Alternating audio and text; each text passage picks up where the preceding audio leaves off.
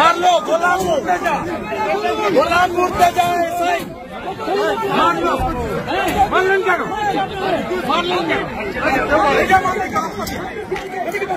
আতঙ্কের নাম শুভেন্দু অধিকারী।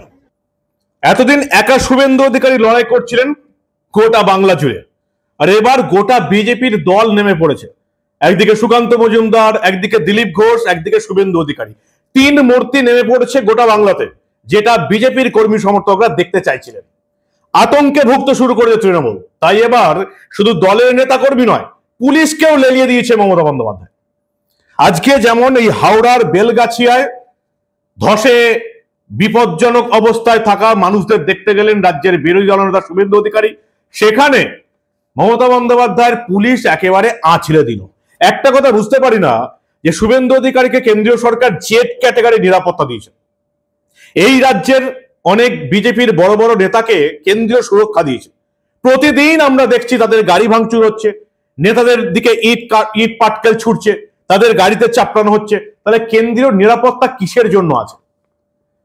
শুভেন্দু অধিকারীর হাতে যদি মমতার পুলিশ আঁচড়ে দেয়, তাহলে এই যে জেড ক্যাটাগরির সুরক্ষার কাজ কি, আজকে কি হলো, সবটা দেখাবো আপনাদের এই অত্যন্ত গুরুত্বপূর্ণ এবং বিপজ্জনক প্রতিবেদন।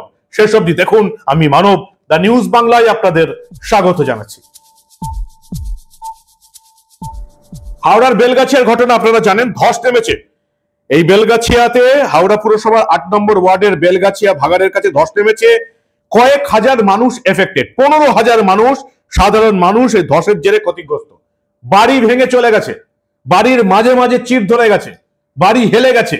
ধস নেমেছে হাওড়ার এই পুরসভার 8 নম্বর ওয়ার্ডে। কেন নেমেছে এখন তদন্ত করে দেখছে তৃণমূলের লোকজন। এতদিন পর এই প্রথমবার কলকাতার মেয়র, রাজ্যের মন্ত্রী ফিরহাদ হাকিম এলাকায় যাওয়ার ফুরসত পেয়েছেন। তাকে ঘিরে বিক্ষোভ দেখিয়েছে, তৃণমূলের লোকজন বিক্ষোভ দেখিয়েছে। কারণ তৃণমূলের মন্ত্রী, রাজ্যের পুরমন্ত্রী এতদিন পর ওখানে গেলেন। আর আজকে তারপরে গেলেন শুভেন্দু অধিকারী, রাজ্যের বিরোধী দলনেতা, এবং তাকে যেতেই ঘিরে ধরলো মমতার পুলিশ। কেন?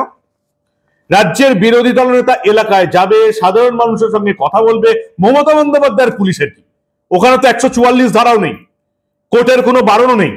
তাহলে মমতা বন্দ্যোপাধ্যায়ের পুলিশ ওই জায়গায় বিরোধী দলনেতার শরীরে আঁচড়ের দাগ কি করে দিতে পারলো? ঠিক কি হলো বক্তব্য না শুনে একবার সরাসরি দেখে নিন আজকে কি ঘটলো। অত্যন্ত গুরুত্বপূর্ণ ঘটনা, বিপজ্জনক ঘটনা, যে তৃণমূলের কর্মী সমর্থকরা শুধু নন, বিরোধী দলনেতাকে টার্গেট করছে মমতা বন্দ্যোপাধ্যায়ের পুলিশ, এবং মমতা বন্দ্যোপাধ্যায়ের মুসলিম পুলিশটাই কি এর কারণ? গোলাম মুর্তজার বিরুদ্ধে অভিযোগ জানাচ্ছেন রাজ্যের বিরোধী দলনেতা। দেখুন আপনারা।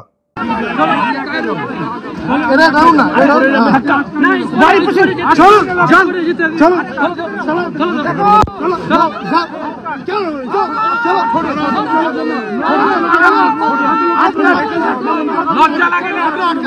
লজ্জা লাগে না? লজ্জা লাগে না তোমাদেরকে? লজ্জা লাগে না? তুমি একটা গরিব মানুষ, ঠিক আছে, লজ্জা লাগছে তো?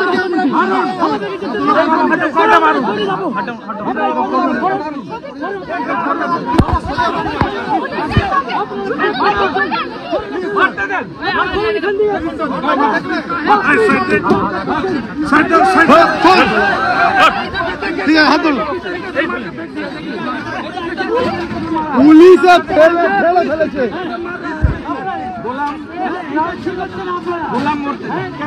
গোলাম মুর্তজা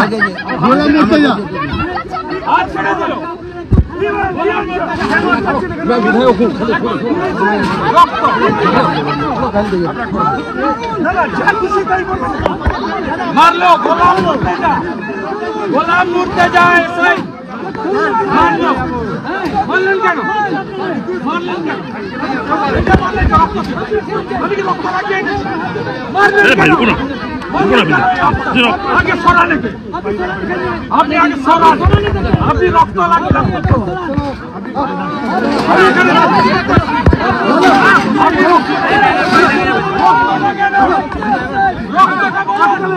রক্ত দেখুন, দেখুন মমতার পুলিশ গোলাম মুর্তজা মারলো।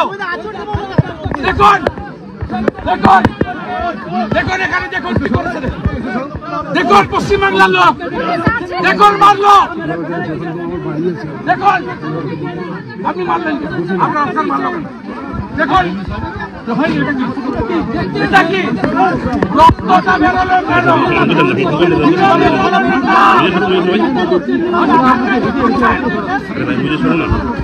अरे भाई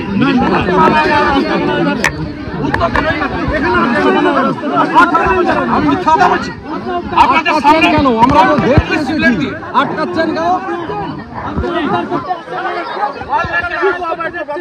বলছি এই গোলাম মোড়টা থেকে আমিও দেখবো, আমিও দেখবো। রীতিমতো আচরণ দেওয়া হলো, এই সব জায়গায় বাধা দেয় কেন? সব জায়গায় বাধা কেন? করো মারলো কিসের ভাই? এটা কিসের ভাই? এটা কিসের ভাই? মারলো মমতার কেডা হাওড়া কর্পোরেটর এসআই গোলাম মুর্তজা মারলো। কি করেছে দেখুন, কি করেছে দেখুন। আপনি তো নিজেও কথা বললেন ওদের সঙ্গে, কি বললেন? কেন যদি দেখুন রক্ততে তার প্রভাব। কেন কেন কি বলবেন মমতার গুন্ডা? চাচা হাকিমকে খুশি করার জন্য বিরোধী দলনেতাকে করলেও আসতে পারেনি, আমি ঢুকে পড়েছি এলাকায়। এসআই হাওড়া পুলিশ কমিশনারেট আমাকে রক্তাক্ত করেছে, sub inspector Paschimbanga police Howrah commissioner. দাদা হিন্দিতে অধিকাংশ লোক এখানে কথা বলে এবং এখানে প্রায় দলিত সমাজ আছে, পাসওয়ান ভাইরা আছে। এদের অপরাধ এরা জয়শ্রী বলে না, এই জন্য 2000 বেআইনি বাড়ি আছে হাওড়াতে। এরা লুট করছে গরিবদের, গরিবদের সঙ্গে লুট করছে। এখানে রোহিঙ্গা থাকে না তাই রিলিফ নেই, এখানে হিন্দু থাকে তাই রিলিফ নেই। एक एक रोहिंगा थाकले रिलीफ रिलीफ कैंप में रहना पड़ेगा। खाना पानी पीने का पानी और कुछ साधन और लाइवलीहुड के लिए छोटा सा राशि हम लोग भारतीय जनता पार्टी की ओर से यहाँ बहुत एमएलए लोग आया है। कल आए थे भैया लोग, हाँ आज भी है मेरा साथ। विमान घोष है, विश्वनाथ कारक जी है, मधुसूदन बाग जी है, पार्थो चटर्जी है, क्या है, सब हम लोग आया है। सरकार कुछ नहीं कर रहा है ना, हम लोग तो कल से खाना का अरेंजमेंट कौन किया? पुलिस नहीं किया, कॉर्पोरेशन नहीं किया, जो एमएलए एमपी उन्होंने ही किया। हम लोग तो अपोजिशन, हम लोग खाए सब चलेगा। हर घर में पीने का पानी 20 लीटर जब तक कॉर्पोरेशन से कनेक्शन पानी का नहीं आएगा चलेगा। रिलीफ कैंप भी डेली चलना चाहिए, सब चलना चाहिए। और सब तारपोलिन डिस्ट्रीब्यूट करो और हर घर उनका लाइवलीहुड के लिए छोटा सा राशि हम लोग की ओर से अभी दे रहा है, आप सब लोग रिसीव कर लीजिए। बाकी सरकार आपको नहीं करेगा तो उसका लिए जो कार्रवाई करना पड़ेगा वो भारतीय जनता पार्टी करेगा। लीडर ऑफ अपोजिशन आपको कमिटमेंट देता है, आपको न्याय देने का काम, इंसाफ देने का काम हम लोग ही करेगा। अच्छा रहो, तुम नहा लो, खाना खा लो,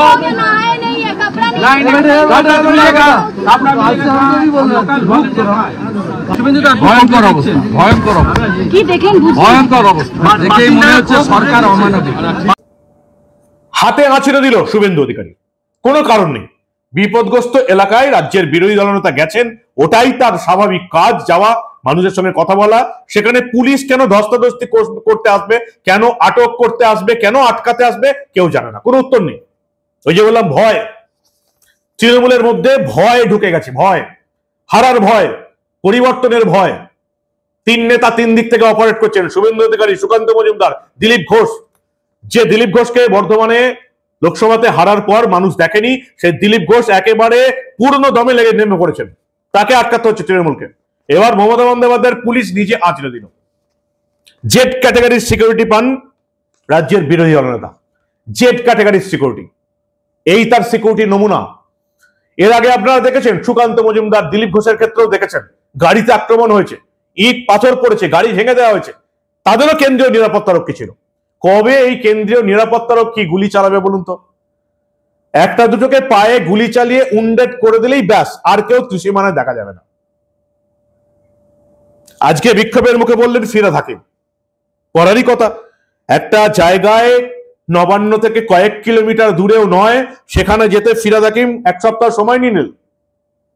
আর রাজ্যের বিরোধী দলনেতা যখন গেলেন, 15,000 সাধারণ মানুষ যেখানে ধসে ক্ষতিগ্রস্ত হয়েছেন, এলাকায় জল নেই, জল বন্ধ করে দেওয়া হয়েছে, এই গরমে বিদ্যুৎ বন্ধ করে দেওয়া হয়েছে, এবং ওই ফাটল থেকে, ধস থেকে মিথেন গ্যাস উঠছে, যেটার মোকাবেলা করার কোনো উদ্যোগই নেই মমতা বন্দ্যোপাধ্যায়ের অপদার্থ প্রশাসনের। ওই যে আমি বলেছিলাম না, যে যাদেরকে সরকারে বসেছেন তাদেরকে একটা পাড়ার ক্লাব চালানোর যোগ্যতা নেই। এরা জানে শুধু চুরি করতে, চুরি আর দুর্নীতি করতে। কোথায় শিক্ষকের চাকরি চুরি করে নেবো, কোথায় আবাস যোজনা থেকে 20,000 টাকা করে নেবো, কোথায় কল পায়খানা যা কিছু আসবে সরকারি সাহায্য সেখান থেকে টাকা নেব, কোথায় রেশনের খাবার চুরি করে নেবো। চুরি এবং দুর্নীতি হচ্ছে তৃণমূলীদের টার্গেট। বাকি মানুষ বিপদে পড়লে তারা পাশে দাঁড়াবে না। এবং আবার ওই সংখ্যালঘু মুসলিমদের ভয় দেখিয়ে বিজেপির বিরুদ্ধে লাগিয়ে দিচ্ছে। গোলাম মোর্তাজার বিরুদ্ধে অভিযোগ করলেন রাজ্যের বিরোধী দলনেতা। কি হচ্ছে বলুন তো? কতদিন আর এই জিনিস দেখবো? শুভেন্দু অধিকারী বলেছেন যে দেখে গেলাম, আমাকে রক্তাক্ত করেছে পুলিশ, রক্ত গুছিয়ে রাখলাম এবং সব হিসাব হবে। বচসায় জড়ালেন রাজ্যের বিরোধী দলনেতা। কি করলেন শুভেন্দু অধিকারী ওখানে? কি করলেন উনি? যারা হাওড়ার এই পুরসভায় বেলগাছিয়া এলাকায় যারা বিপদে পড়েছে তাদের পাশে গেছেন, কয়েক হাজার মানুষকে 5,000 টাকা করে দিয়েছেন, তাদের খাবারের দায়িত্ব নিয়েছেন। বিরোধী দলনেতা তো এটাই কাজ। তাতে কেন বাধা দিচ্ছে মমতা বন্দ্যোপাধ্যায়ের পুলিশ? কেন এই যে গোলাম মুর্তাজা এসআই, এ বাধা দেবে কেন? কি সাহসের? যে রাজ্যের বিরোধী দলনেতা, ক্যাবিনেট মন্ত্রীর সমান যার মর্যাদা, তাকে বাধা দেবে, তার হাত ধরে টানাটানি করবে, তার হাতে আঁচড়ে দেবে?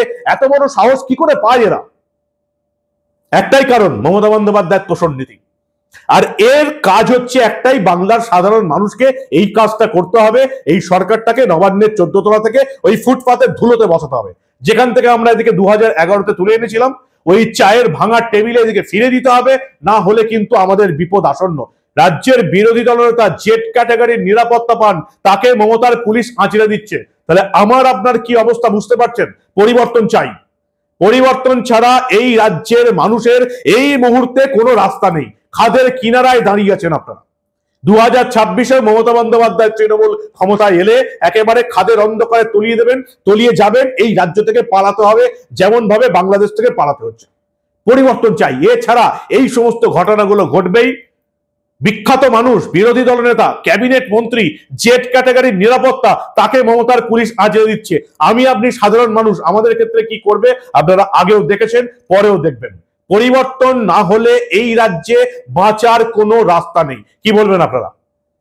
আপনাদের মূল্যবান এবং গুরুত্বপূর্ণ মতামত জানান দা নিউজ বাংলার কমেন্ট সেকশনে। দেখতে থাকুন দা নিউজ বাংলা। আমরা বাংলায় ঘটে যাওয়া এই ধরনের কোনো ঘটনাই চেপে রাখতে দেব না।